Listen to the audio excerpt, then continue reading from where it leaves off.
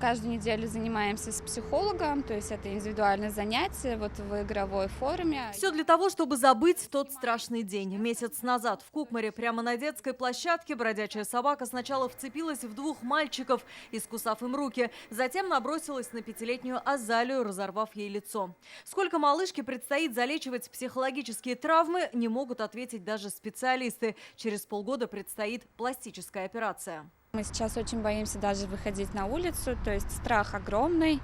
Мало того, что физические увечья, то есть это еще и психологическая травма. Я вообще считаю, что вообще бездомные собаки, они представляют собой опасность, несмотря на то, что они привитые, стерильные. Сейчас идет следственное разбирательство, уголовное дело заведено, пока еще оно в процессе. Номер вообще мы нашли вот в кустах под деревом.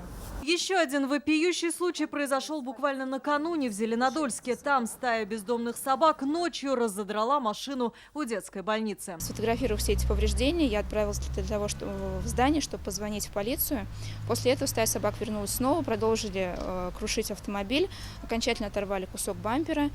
Мы снова их отогнали. В ожидании сотрудников полиции стая собак возвращалась еще несколько раз. А вот еще отличный повод, чтобы бездомные собаки забежали на детскую площадку. Так их подкармливают добрые казанцы. Впрочем, их пересчитали. В прошлом году бездомных собак в Казани было почти 6,5 тысяч. В этом меньше 5 тысяч, однако количество нападений и укусов не снижается. Только в этом году в ДРКБ обратились 460 человек, в РКБ 117, в травмпункт 7-й горбольницы 367. Власти города о проблеме знают. Уже второй год работает программа «Казань без брошенных животных». Ее цель – сократить число дворняг на улицах, но гуманным способом. По контракту с исполкомом этим занимается зооцентр. У них есть приют, рассчитанный на 1200 особей. Это в 5 раз меньше, чем брошенных собак в Казани. Задача всех их поместить в приют и не стоит. Главное – найти собаке хозяина и ввести обязательную регистрацию своих питомцев. Для этого в Госдуме была создана рабочая группа. Обязательная регистрация, она, тавтология обязательно. Без нее мы не сможем все-таки ввести должную ответственность собственников за своих питомцев.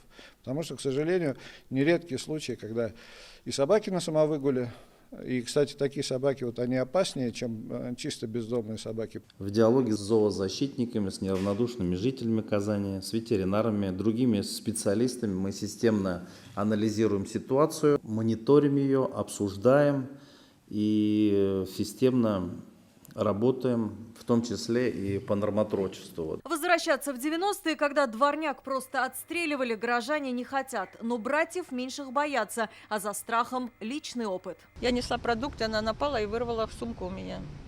Я, конечно, испугалась, но пришлось на нее кричать, чтобы ее испугать.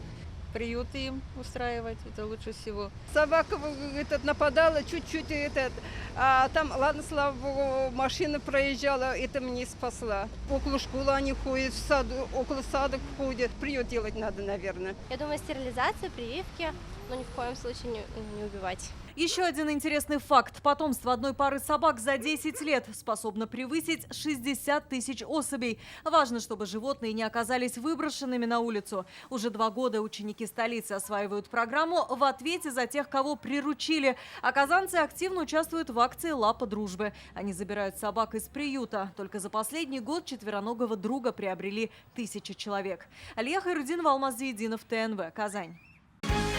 Закажи рекламу на ТНВ. Телефон в Казани 5 705 100.